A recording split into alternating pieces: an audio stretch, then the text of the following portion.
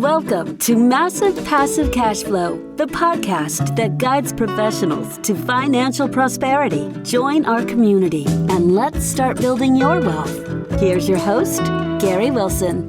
Welcome back to the Massive Passive Cash Flow podcast. I'm Gary Wilson, your host, and I'm glad to have you back. Hey, if you wouldn't mind doing so, if you haven't already done so, would you please subscribe to the podcast on whatever your favorite channel is? It's on 30 some odd channels, of course, Apple being the biggest.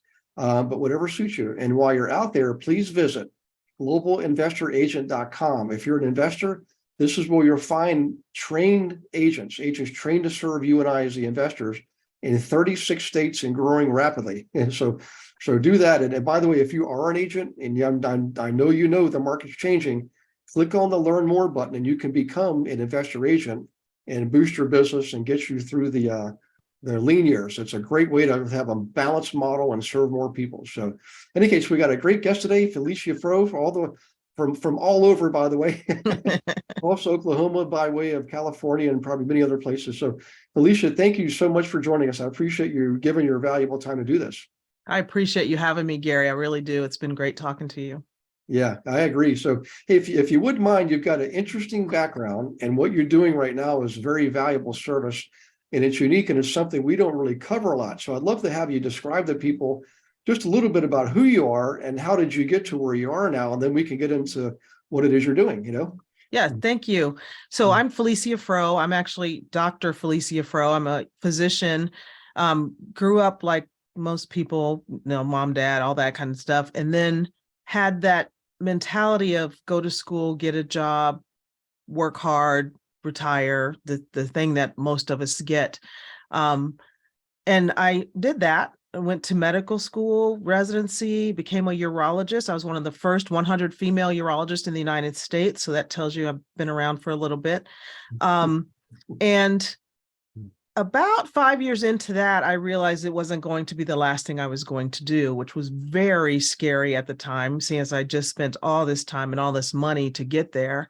And it was just a whisper, one of those things you get, and it's just very subtle.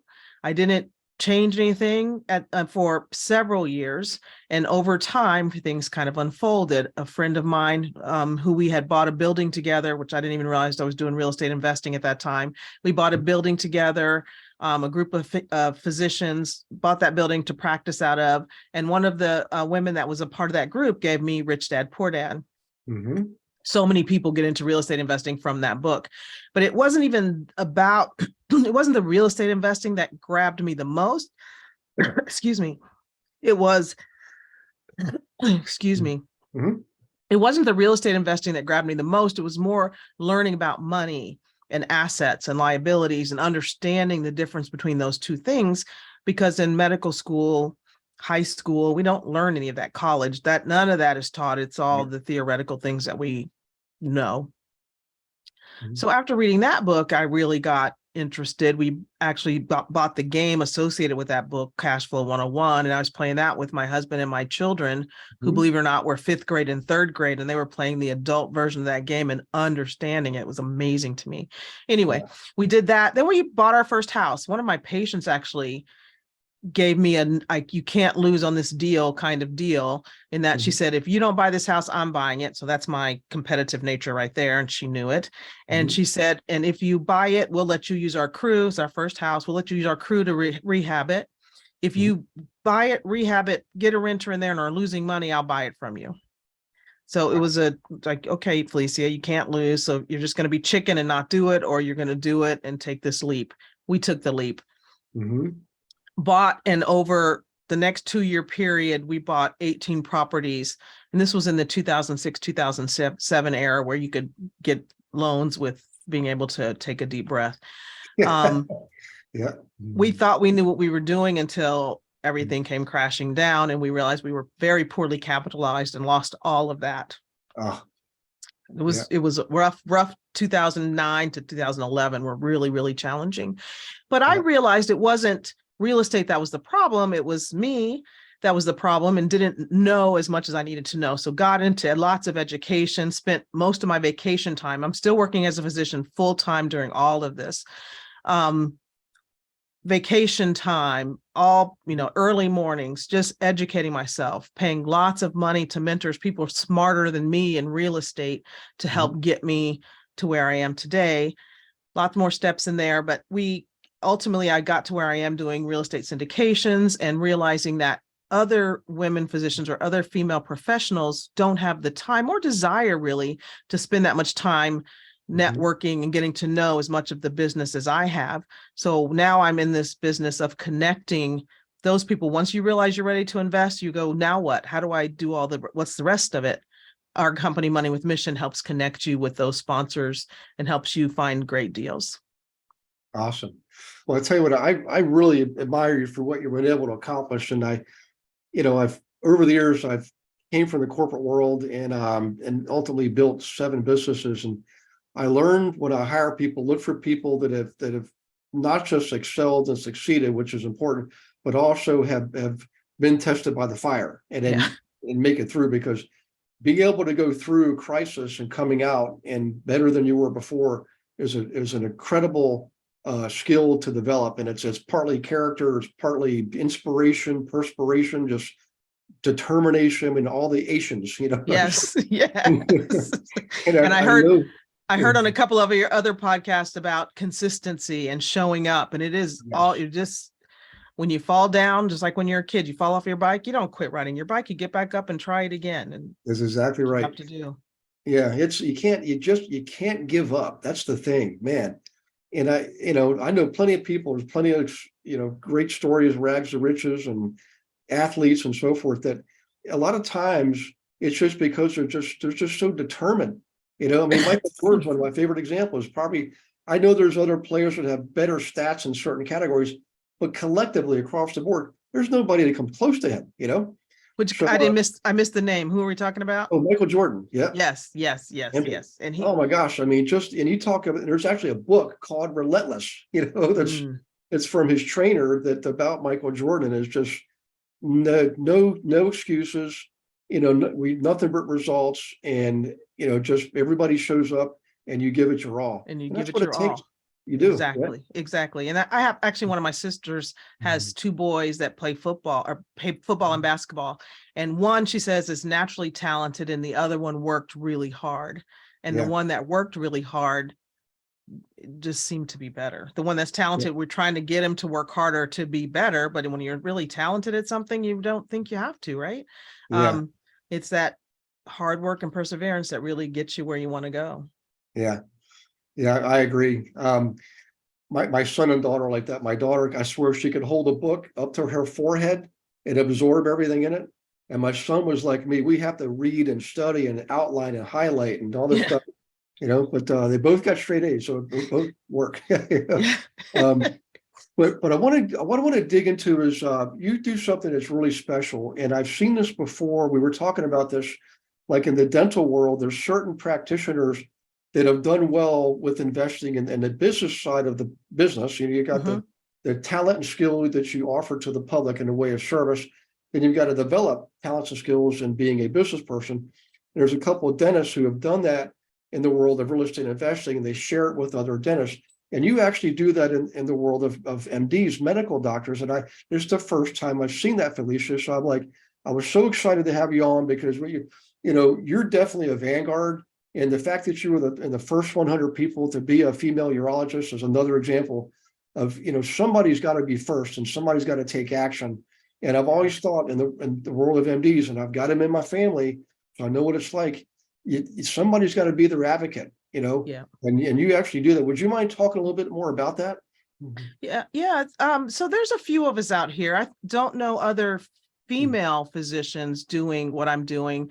And many of the guys that I know are actually general partners, or they're actually finding deals and running deals. Where I want to come into the mix is the education about this off Wall Street investing, having different options and multiple streams of income, because that's not something we're taught. We're taught, like I said, go to school, get a job, and retire. And nobody talks about that in between, that space in between that, where lots of things come up where you may not be able to work as much as you need to for your income, and having that other stream of income or other streams of income coming in give you the option to take that time off from your primary W-2 income or your primary income. For example, your child gets sick and you need to take a lot of time off to work with them. I have a woman who had to take time off to go to a different state to get the care her child needed. If she didn't have streams of income to make that happen, she would be stuck in having to figure out how to get her child taken care of with what she felt was lesser care. My mother became very ill and I had to not work quite as hard to be able to help take care of her. So these things come up in our lives, and without those other streams of income, it makes it very difficult to do. Right. While we're working really hard, 12, 13, however many hours a day you work, it's way more than 8. It's hard to understand or figure out, like, I don't have time to figure out investing outside of Wall Street. Let me just put my money in this little suitcase, hand it to these people in this 401k who I don't know what they're doing. I don't understand it at all, and let them run with it. I bet you never thought about it that way, guys, is that you put your money in a suitcase and give it to somebody that you never see. It might as well be a hand around a wall, and they run off with it and do with it. And hopefully you're going to get it back one of these days. Yeah. What I work to do is introduce you to people face to face, Zoom to Zoom, however we get it. You know who you're talking to, and you're going to invest with somebody that you know in a project that we vet together and understand, and that person. So that, to me, is most important about investing, is knowing who you are investing with. You're investing with a person that you can trust and a person you can talk to. You have their phone number in your phone, so you can call them if there's a problem. So that's the link to me for physicians. I think we can get to wanting to invest. It's just the now what, after I know this is something I should do to have multiple streams of income. I am filling that now what spot. Yeah. Well, what are some of the barriers or obstacles that physicians and medical doctors have when it comes to being able to invest, whether it's real estate, stocks, bonds, mutual funds? There's all kinds of private equity funds. Now you can do fractional investing and things like that. But there's a lot of available to all of us, not just doctors, but I know that they are. And my family, their doctors are very busy. I mean, they're just so much demand on your time. But taking that into account, what's one thing they can do to be able to take advantage of some of these activities, some of these investing activities? We'll be right back with the Massive Passive Cash Flow podcast after I invite you to Monday Night Live.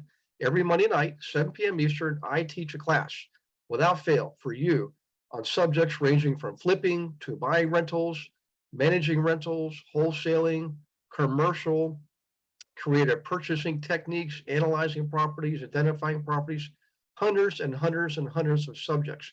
And if you are a licensee, if you have a real estate license, you should definitely tap in, because there are a lot of investor agents also in the class. Many of them are on the global investor agent team. So you can learn from them, as well as from me, how to actually work with investors correctly and profitably. All right, we'll see you Monday night. The link is in the show notes. Go ahead and register. We'll get right to the Massive Passive Cash Flow podcast. I think the number one barrier is time, and the next one is our brains, because doctors in general think we should be able to do things on our own. I should be able to figure this out. And when it comes to most things, and if you really think about it, even in medicine or even in any profession that you do, an attorney, you don't tend to work in a silo all by yourself. When you have something come up that you don't understand or you don't quite think you talk to a colleague to figure out there's a lot of teamwork that we don't really count as teamwork in our professions.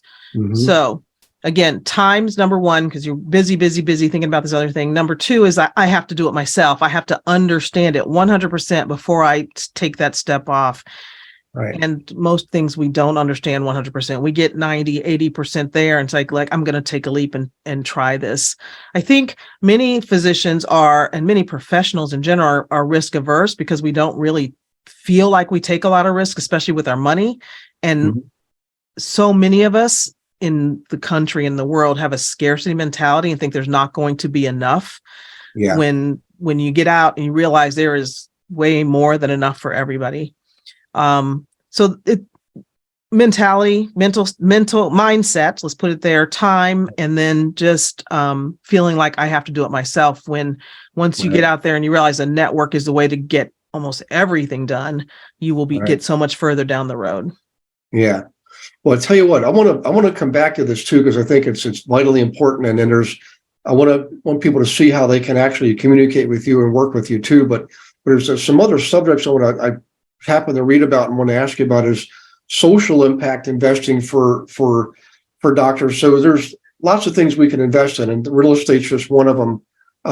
But can you elaborate more on that? The social impact investing for doctors? Yeah.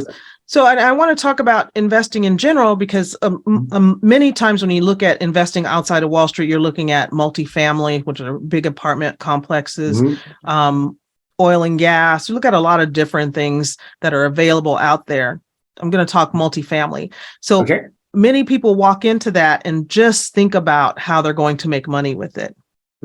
If you walk into it and think about how you're going to make money, because everybody needs a financial return. Let's not sugarcoat that. We all need a financial return. But we also need and want for our significance in the world to make a difference.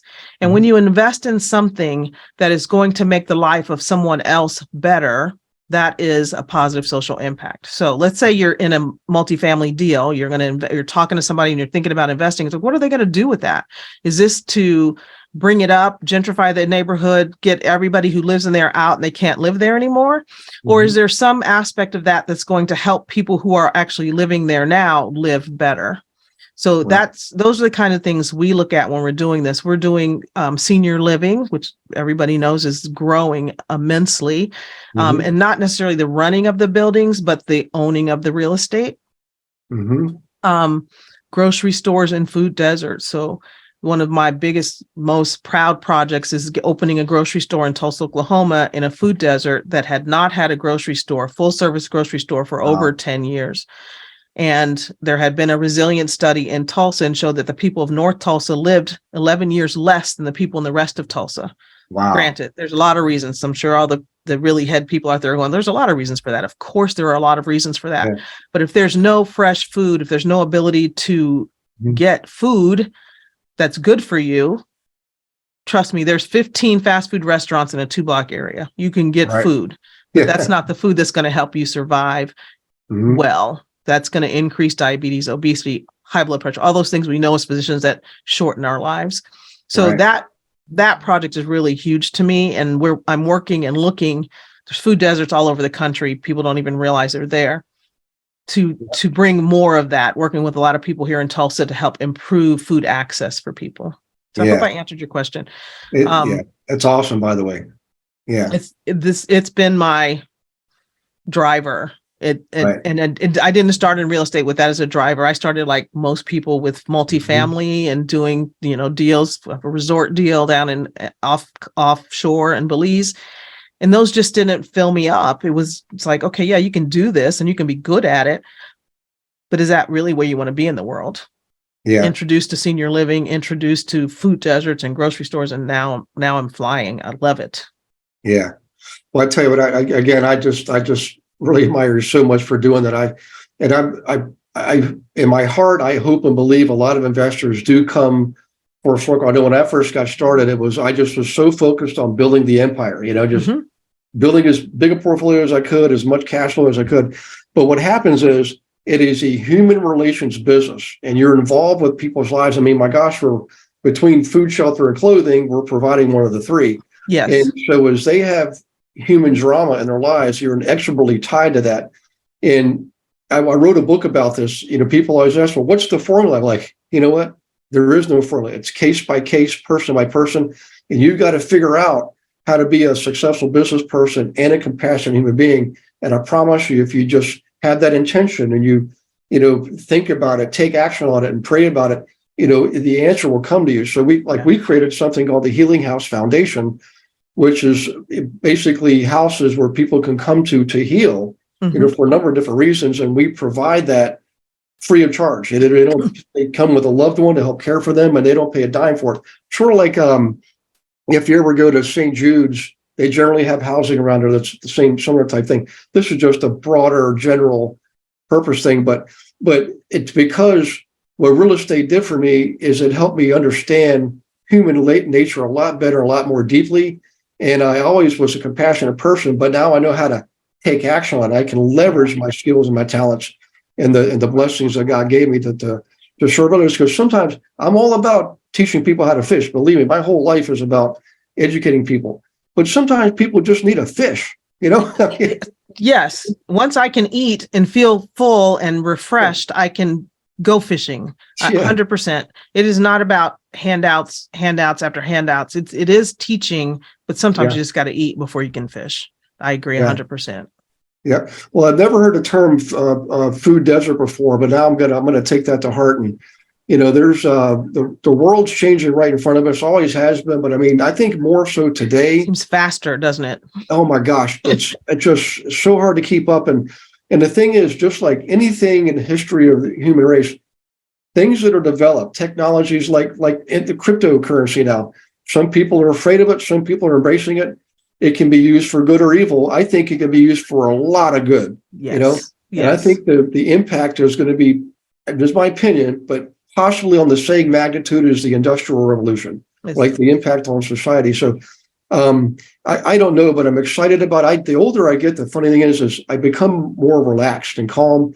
And I look at things with a different viewpoint. I'm like, how can we use this for good? That's why I just see things. But let's get back to you now. So going forward, all right, I'm sure the medical industry is changing too, like a lot of others. I've used to live in Canada. Mm-hmm. I saw what happened there with the medicine becoming more. I hate to use the phrase state run, but it's basically social medicine. And I've experienced it. It's actually okay. It works. It's not perfect, but neither is ours. Yeah. So where do you see this going in the medical field, and how might that impact the doctor's ability, maybe time-wise, to be able to invest in other opportunities like affordable housing and things like that? I mean, kind of what's your instincts telling you? And this isn't a test. I just interested in people's opinions. I appreciate that. So I think about it, and I think about how many physicians may be replaced by AI. You already see robots doing some medicine. It's not the same, of course, but for some basic things, if we really look at how medicine has evolved into this evidence-based, there's an algorithm for everything. That's computer work. The humans are needed for the art of medicine, and we don't get paid for the art of medicine, unfortunately. That's where medicine's falling off as far as I'm concerned. So one of the things that I do see, and I feel like even I've never lived in a country where medicine was paid for and covered like Canada, but I worry that, and I worry that we come to that, which we can, and I think that's not a bad thing necessarily. However, people with money will always be able to have that art of medicine part, just like we have now. There's so many people who can go to nutritionists and go to herbalists and go to people, non-Western medicine doctors, to complement their Western medicine and actually do better than people who are only in a Western medicine system, where we give a pill for everything. We don't spend a lot of time talking about nutrition. We don't spend a lot of time talking about exercise. Yes, we talk about it. We say, eat better. Here's the thing.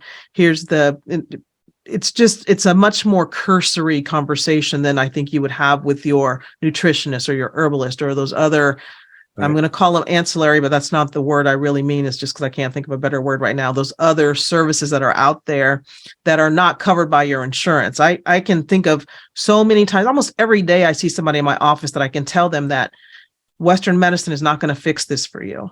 Right. These are the things that I see. I would recommend you go see this person. It's like, my insurance doesn't cover it.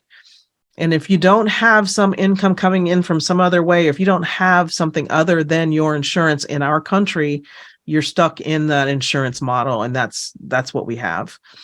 Yeah. So I think as far as physicians and having time, first, we're going to be really scared about losing our security and what we've been doing. And I see that already. We're just, you get scared. And then hopefully we come to a place of like, okay, if this is happening, how can I live and work within this system? And how can I make sure that I am taken care of if this secure job that I've had goes away. And I don't think we've ever had to think about that in medicine, unlike some factory workers and that kind of thing who may think about this could go away. Medicine, your job in medicine could go away. And what are you going to do about that?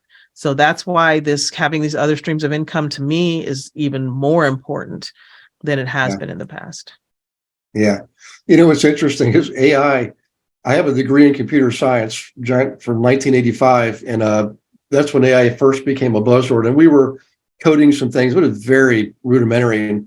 And I've always maintained this philosophy. So even today, as smart as it is, I say, look, it's still technology.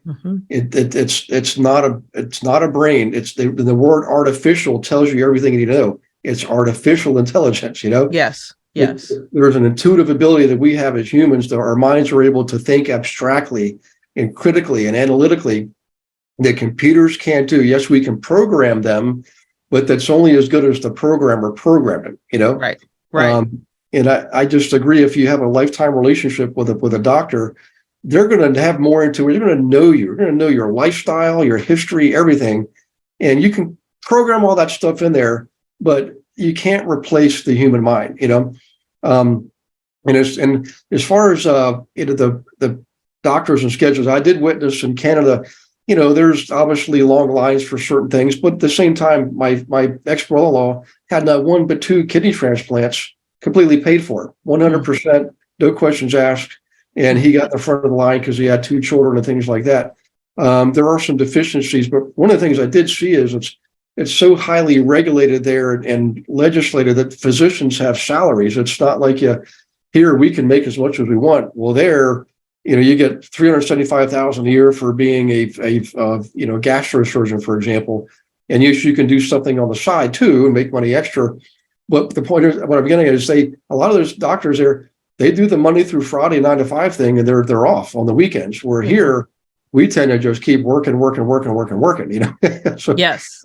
Yes. 100%. And there's sometimes even a bit of conflict in our work as physicians and our making money by other things that we have. And everybody tries to have as much integrity as they possibly can. And I'm not trying to say that there's not integrity in there, but if you own a machine that can help, that can do the x-rays for somebody, you're going to send your people to that machine. Right. It's just nature. Why not? Yeah. So we all have to think about those kinds of things. There's just so much in it. And 9 to 5 or 8 to 10, 8 to 6, whatever the hours are, there's a start and a finish. I think that's why people go into emergency medicine. There's a start and a finish to it. I don't think about it when I'm not there. And you go on about your business and can do other things, put your mind to other things. So that's I agree with you 100% what you said. Well, let's talk about the side business. We're probably getting close to our time here, but I'm really interested in. So, what can doctors do as a side hustle, maybe leveraging what they already have to have some investing going on and generate another stream of income that perhaps they can see a light at the end of the tunnel. Yeah, I can retire when I'm 60, and I've got this other thing going on. Yeah, a side hustle to me is an active pursuit that you are working on. So there's a ton of stuff online about physicians doing side hustles, from educating people doing some of the things we talked about a little bit ago, doing more nutrition work outside of their office because they don't have time in their 15 minutes, spending time with other physicians who are working to build business. So there is not a limit to what you can do. You can do, even if you want to still use your medical degree, become a speaker, become you review charts. There's a ton of things out there that can be done that can help you have extra money if that's what you're looking for. It does take your time. The things to do that don't take your time but will use your money to bring money back with you with friends is doing the investing in real estate or even in the stock market. I work with a company called Felecia Froe, who is more of a business. They're a business and they have real estate in their company. But they're doing things like water on demand, having water purification units with a business rather than going into the usual system, the usual sewage system, which is becoming our infrastructure is terrible around water. So Yeah. this company is looking at doing something better and has started doing something better. So there's companies like that to invest in. You can find out more about that on my website. Companies doing different things with health and helping you be healthier and not just fixing you after you get sick, which we probably all figured out that's what our system is, a sick system, not a health system. Yeah. So lots of different ways. And for our time constraints, if you are loving your medicine, if you love doing your job, keep doing your job and look for other things for your money to do for you. Send your money out to work for you while you're doing what you love doing. Yeah. Well, I tell you what, we'll probably have another minute or two. One of the other categories I saw was, leaving medicine to investor real estate. And to me, it's always would be like a transition. You buy a property here, buy a property there, build up a little bit, build your confidence, and then sort of like it's a process. But what advice can you give to doctors about leaving their practice, going into real estate investing, maybe when they're 50 or 50s or 60s? What's that feels like? What's the process like going through that? Very scary. So realize that going to do something that you've never done before. If you want to start doing something different in your 50s or 60s, then start doing it in your 30s and 40s so that you're learning when you're ready to take that jump, you have enough confidence. You're still going to be scared because you're walking away from what has been a prescribed story. Medicine, you go to medical school, you go to residency, you get a job, it's all prescribed. If you're going out and doing your own business, there is nothing prescribed about a business. It is try this and fail, try that and fail. Am I stupid? No, you're not stupid. You just do a lot of different things and you fail until you get it right. And it takes a lot. It really does. You will use everything you have to start that new business or do that new adventure if you decide to leave medicine. Yeah. That it is very challenging. I've left medicine a few times and still doing just a little bit of work now. But it takes a lot. It really does. Yeah. Well, it's like you're shifting from, medicine being your full-time, vocation to later on, you can do it as maybe that becomes your side hustle. You do it as an independent contractor. And so you choose your schedule and your time and do it as necessary. I think that's probably a great approach. And by the way, I really appreciate this discussion we're having because it's candid, it's frank, and we're getting into the human nature part of it, which is a part of it. You can't ignore it. And when you embrace it, it allows you to make really good decisions that are not just good for you, but good for others too. And everybody wins, Yes.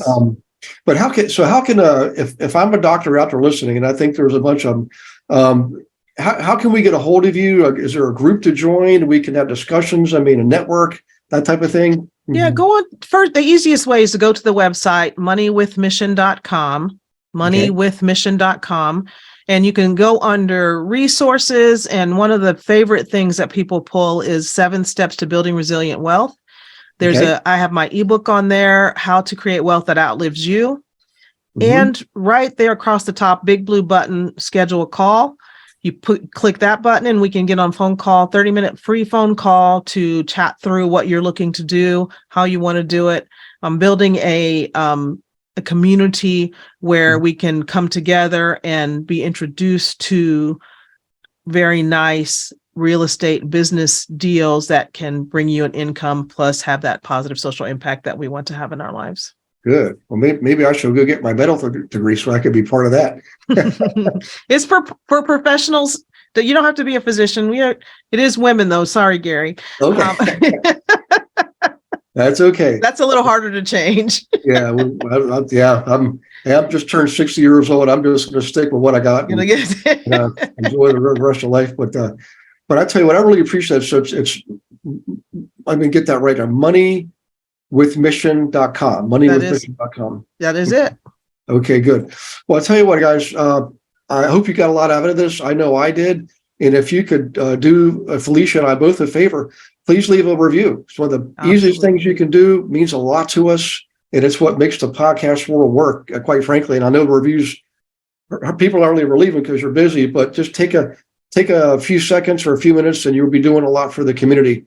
when you do that. And while you're out there, go visit the website. Okay, go to moneywithmission.com, check it out, get the book, schedule an appointment, have that conversation, because it's the beginning of a journey. I promise you, you'll be glad you took.